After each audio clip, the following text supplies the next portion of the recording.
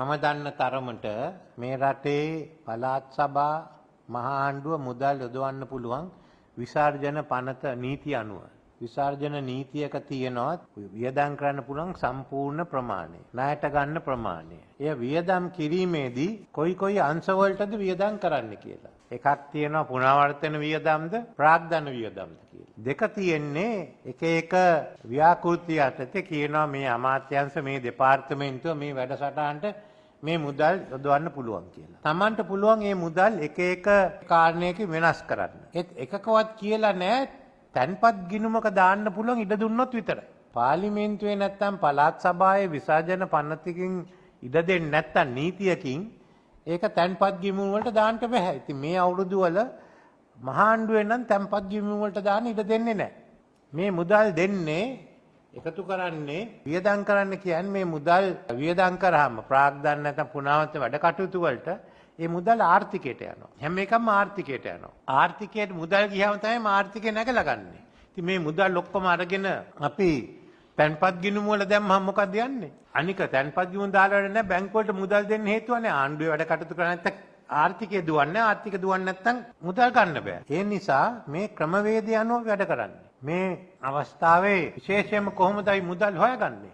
ණයට ගන්නවා බැඳුම් කරවල ගන්නවා පොලිය ගෙවනවා. කවුද ඒවට ආපහු ගෙවන්නේ? ගෙදරින් බලන්න කන්නඩි තමුන්නාන්සලා. එහෙනම් මුදල් එවලෙම යොදවන්න ඕනේ වැඩ කටයුත්තට. අපි මුදල් අරගෙන ඔබතුමාලා ගෙවන ගමන් කවුරු හරි ඒක තැන්පත් ගිණුමක තියලා ඒ මුදල් අරගෙන මහ ඇමතුමා රට යනවා. ඒක කරන්නද? කැමතියක් කරන ඒව කරන්න බෑ. ඇමතිවරයෙක්ට හරි කරන්න බෑ. ඒ ටික කරන්න ඕනේ.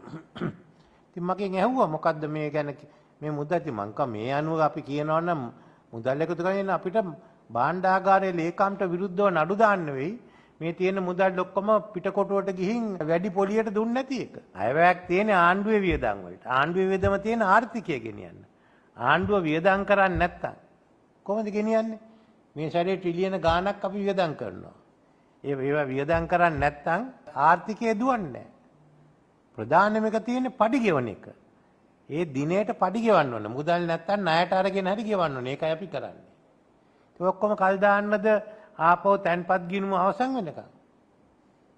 මම නම් කිව්වා මට පේන්නේ නැති මේ තැන්පත් ගිණුම් වලින් මුදල් ඉවත් කරන එක අපරාධයක් නෙමෙයි. අපරාධේ තියෙන්නේ තැන්පත් ගිණුම් වලට මුදල් දාන එක. ඉඩ නැති අවස්ථාවේදී. තමන්ගේ පුද්ගලිකමයකට. ඉතින් එතන මට පේුන්නේ නැහැ කියලා. අඩුපාඩුවක්. ඒ ස්ථාවරේ තමයි තියෙන නීතිය. මේ මුදල අරගත්තා මේ මුදල අපි තැන්පත් ගිණුමක දැම්මා. ඒක අයින් කරාම මාස දෙකකට ඉස්සෙල්ලා මේකෙන් අලාභය ලබනවා කියන එක මං අහන්නේ කවුද කිව්වේ තැන්පත් මුදලක දාන්න කියලා. අපි මෙතන වියදම් ගෙවන්න කියලා ඔබට මුදලක් දුන්නොත් ඒ මුදල වියදම් ගෙවන්න නැතුව තැන්පත් ගිණුමක දැම්මොත් මොකද වෙන්නේ? අපරාධයක් නඩුවක් නෙවෙන්නේ. ඉතින් මේක මට තේරෙන්නේ නැහැ. මම මේකයි කිව්වේ මම හොඳට පැහැදිලි කළා. මම දන්න තරමට මේක මේකන්නේ